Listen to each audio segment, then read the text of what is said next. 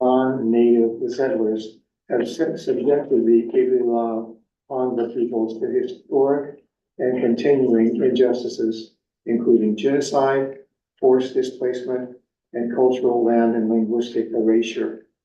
Altadena Library commits to learning, educating, and informing its staff and residents of present-day Altadena about the rich histories, vibrant communities, and culture of the Keweenaw Ponder people, past and present, through our collection, development, resources, and program offerings.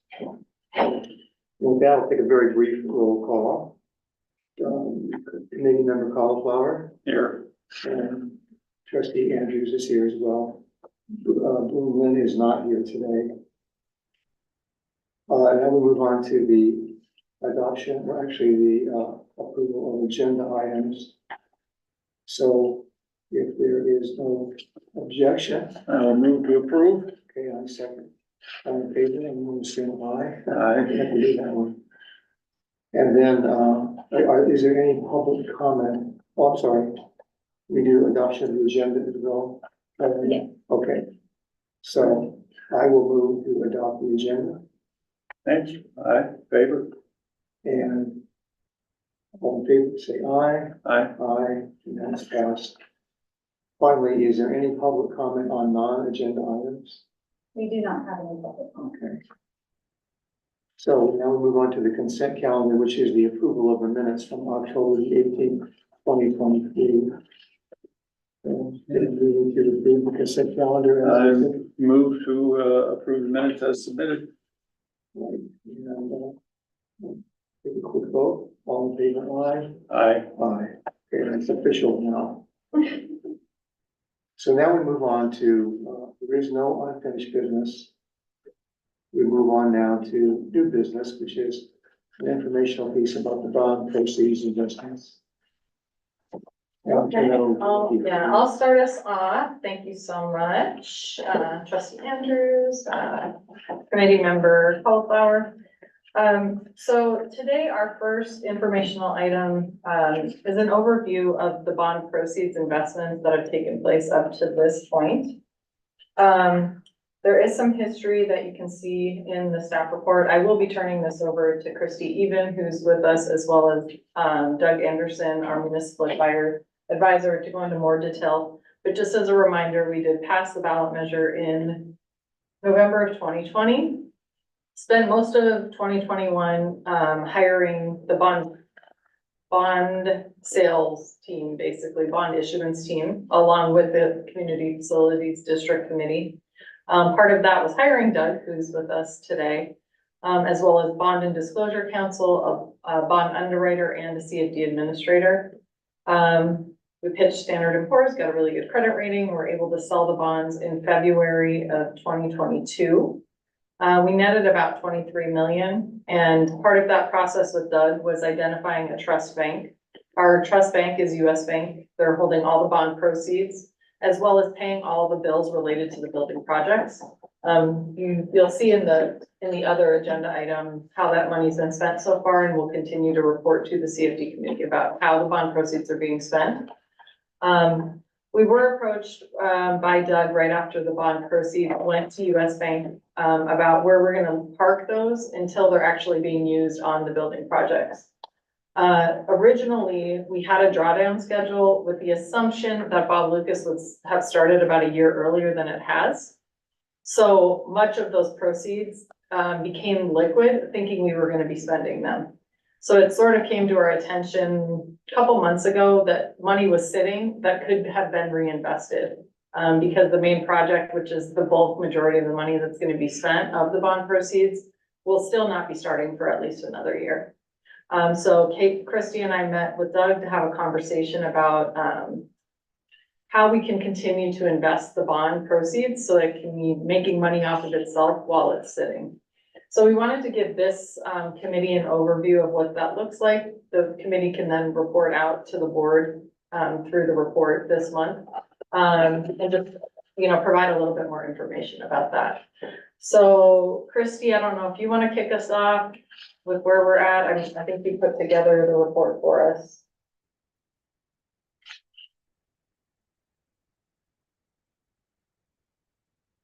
unmute. There we go. I think you can see me now. I think Yes, you're and muted, really, no? Nikki, you can, No, she's not I'm muted. unmuted and video. Can you Just hear a me moment, okay? Christy, we can't hear you. Okay. One second.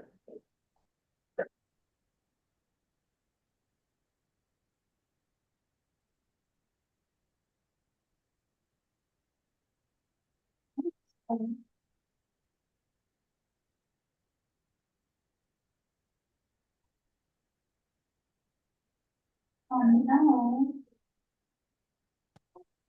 Christy, can you try speaking? Yes, can you hear me any better now? Should we No, see if we my can just get the microphone volume is on your all the way up. computer? Yeah, let's see.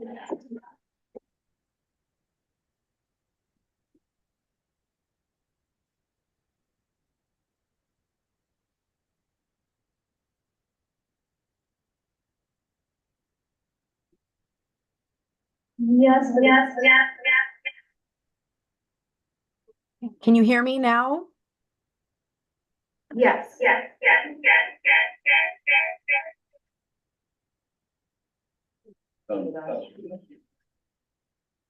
One second, sorry guys.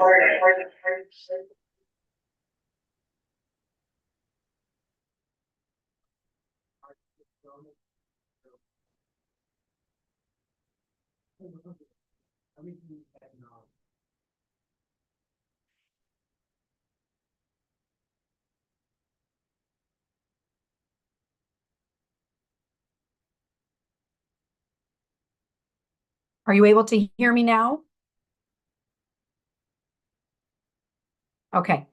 I can't hear you because I think you're muted, but I will talk and then you can let me know if there are any questions. And what Nikki said was a great introduction. I don't have a lot to add other than because we know there's a new drawdown period, which we've been working with Jennifer to make sure that we know, or at least approximately when funds will be needed. Because of that, and while Doug is reviewing the investments and making recommendations to us, the money has been moved. The majority of the funds are sitting in First American Government Obligation funds, which are very liquid, safe treasuries, U.S. treasuries. So they're in that fund currently earning just less than 5%.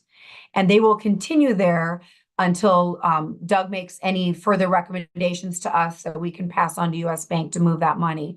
We do still have almost $6 million in treasury notes that were purchased at the very beginning that are only earning 1 to 2%, but those are already locked in. We'll hold those to maturity. And as they mature, those funds will either be spent or put into the government obligation fund. So now that we have a new timeline, I think we will be working with Doug to see if there's any other investments that might make a little more sense. One thing that we have to be aware of and monitor along the way is that the earnings can't be more than the bonds themselves would yield. So we still have some time to earn some funds. And in about March of 25, so another year from now, we will be looking at this and seeing what investments we might need to put them in. But just wanted you to know that they were in treasury notes from the very beginning. As they matured, they went into the mutual fund account, thinking they were going to be spent. And now that we know they're not going to be spent as quickly as we thought, we've put them into this fund that'll create more earnings for the district. Are there any questions?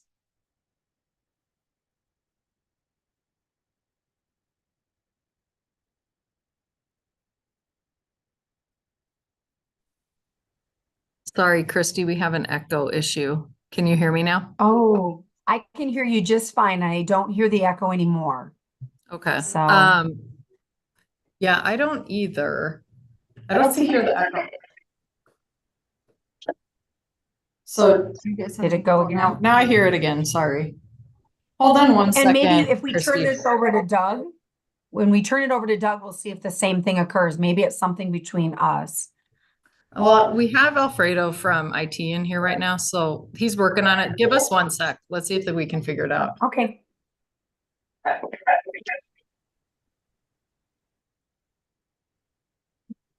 been looking very hard.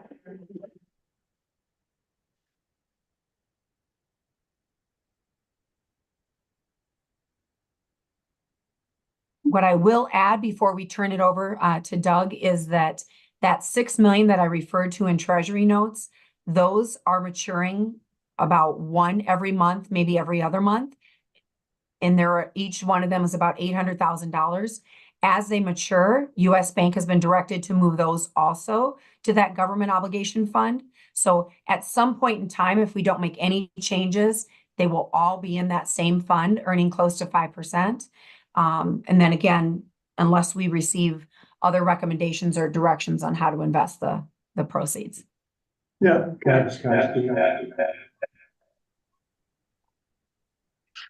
Okay, go ahead. Can you hear us now, Christy? I can hear you. There's a little bit of an echo for me, but I can still follow. Can you hear me now? I can. Okay, good. Okay, so I guess my question would be, unless I missed something, why not invest in those funds now since they're returning so well? Invest what in what funds? Say that again. Oh, sorry. The 6 million, the 5.7 million? Yeah, you said that we would be investing in other funds with this amount. I'm so sorry.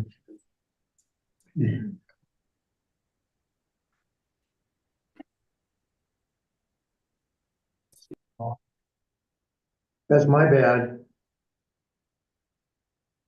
Sorry about that.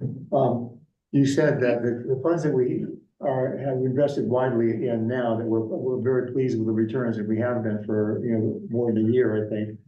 Are those close to any investment that we want to make from what you're talking about now? Or am I So the class, if you're referring to the class investments where we have all the general fund and grant money, that is not it's in the fiscal agreement that was drawn up with US Bank at the time of the bond issue. They were not an allowable investment.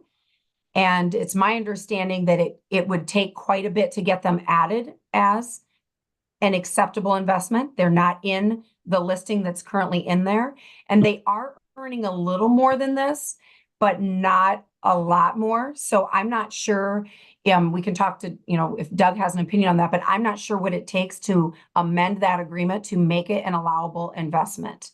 As of now, it's not on the list. Class wasn't even in existence at the time that this agreement was drawn up.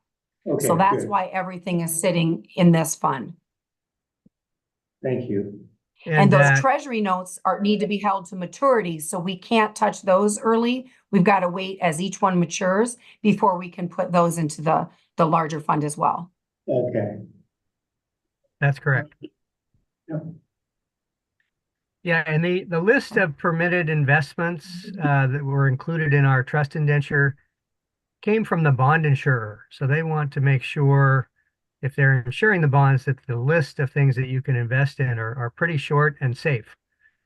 So it probably would be nearly impossible to add something at this point. That being said, the money market fund that it's in right now, that's a pretty good rate. Some of the other permitted investments, for instance, I think we've talked about the state has a local agency investment fund that they have allowed local agencies to invest with the state. That fund is only about 4.25% right now. So you're getting almost 50 basis points more on this money market fund, which is rated AAA. So it's very safe. And as Christy mentioned, liquid. So I don't see a need to do anything drastic right now. We'll keep an eye on this, but as these short-term notes mature, some of that money can either be spent or move back into this money market fund. Christy mentioned the 3-year mark, which is important. As of next March 2025, we may be restricted going forward on the interest rate we can earn from that point. We'll have to take a look, probably get with bond counsel. It's likely we'll have to pick some investments that are yielding closer to the bond yield, which is only about 2.65%. So that's Oh. something, some work we'll have to do next February is take another hard look at all of this and make sure we're complying with the tax code.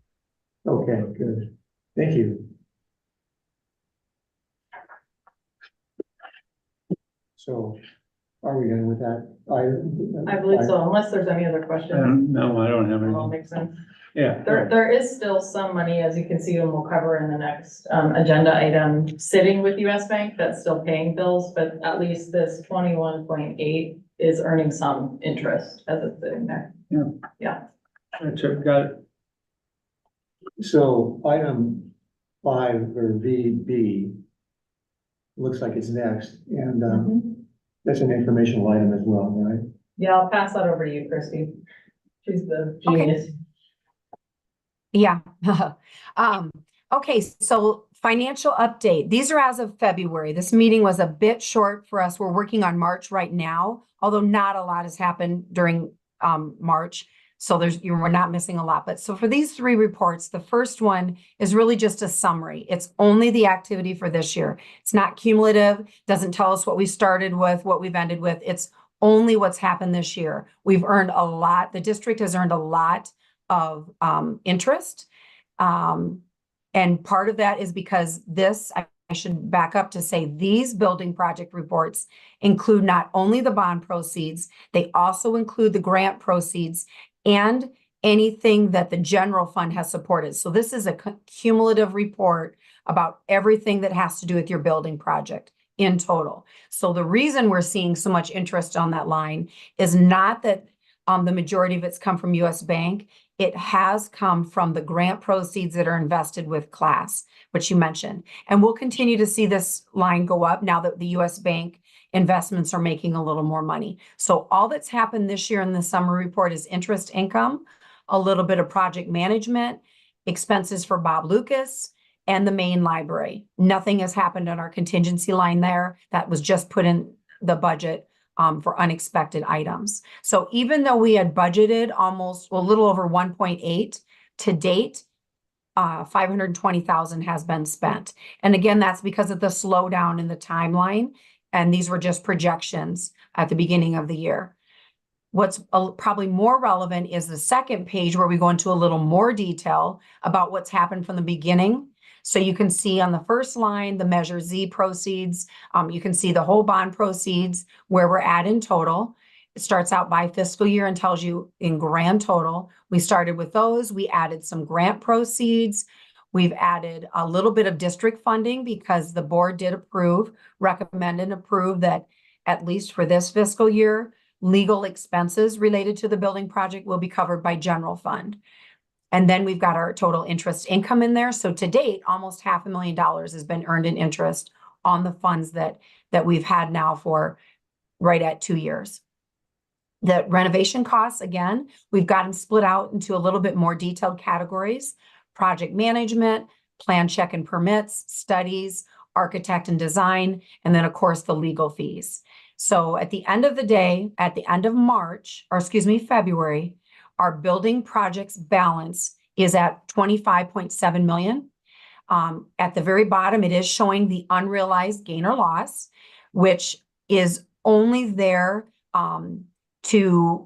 because we have to mark things to market, but our intent is to hold all the funds to maturity, so there will not be a gain or a loss on any of those investments, but it is there because we're required to do that. So the bond proceeds are sitting at 21.8 and the grant proceeds are sitting at almost 3.9 million. So again, summarized, but cumulative from the beginning of the project. The last report shows all the expenses that have been incurred by category and to what vendors. And this was a request at one point from, I think, this committee, so that they had a little more idea of, in those big buckets, what is being spent. So you can see that the majority of it at this point has gone to Anderson Brule, the architects, and then Reichland Partners is another big line. That's Jennifer and her team that have been working on those items. So these categories, we might have a few more categories and then of course more vendors. So we'll have to talk about in the future how we present this or how many pages this will be, but we are keeping it up cumulatively so that you are aware of what has been spent on the different items. Yeah, this is very helpful. Are there any questions? No, very clear. Just a comment, I guess, for me, and that is that this feels a lot like, more like the controller function that we should have, you know, for this committee. So I appreciate all of the breakdown of the different companies and entities and so on. So it's great. Okay. And if there are ever if there's ever information you don't feel like you're getting, you just, you know, ask. And what we're trying to put it all together so that it's not information overload, but that you have enough that you're really able to monitor and stay on top of the project.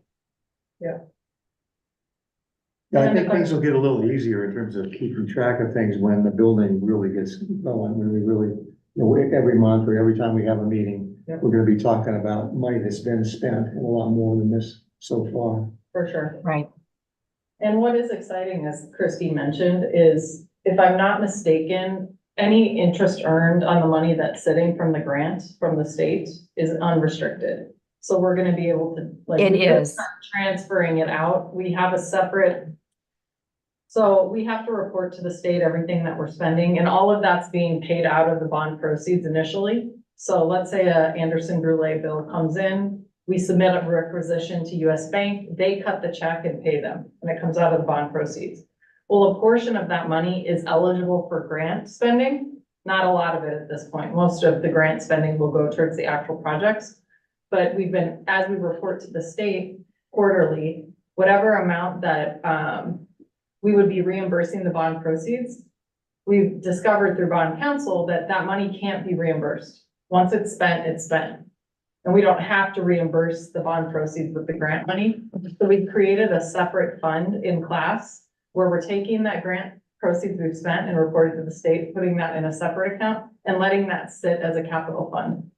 So I believe we could probably be doing the same thing with the interest that we're making on the grant. So again, that's unrestricted capital money that, like, we're gonna spend on the bond proceeds first, but then we'll have access to all of that to spend additionally, which we need. It's not like it's extra money, but then if there is extra, it will sit in class as capital funding for future building maintenance and other needs like that. And as you can see, we've made, my math is correct, almost $500,000 in interest, almost solely off of that grant money.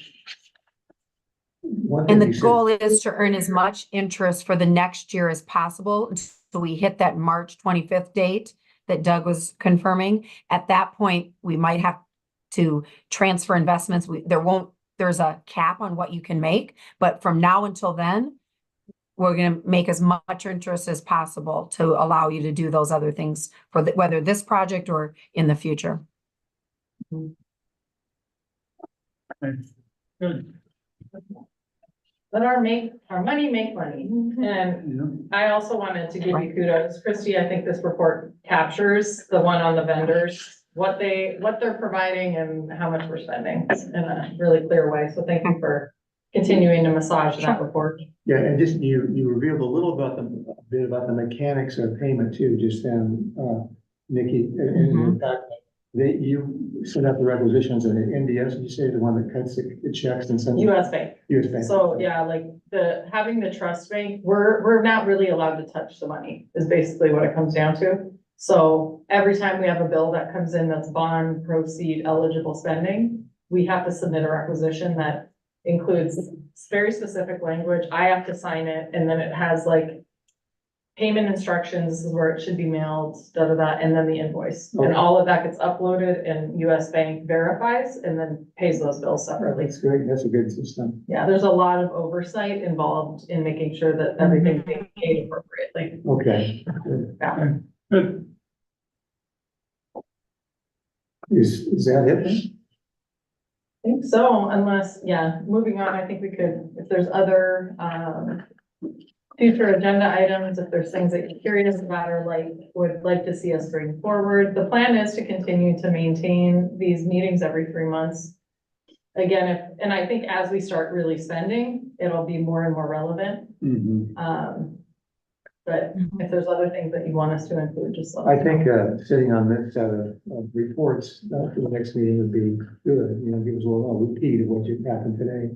And then start thinking about other ways that we can improve things. That would be my vote. Mhm.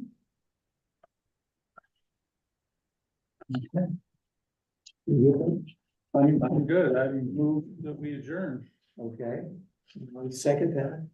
Okay. All in favor, say aye. Aye. And thank you very much for those that joined us remotely. I really appreciate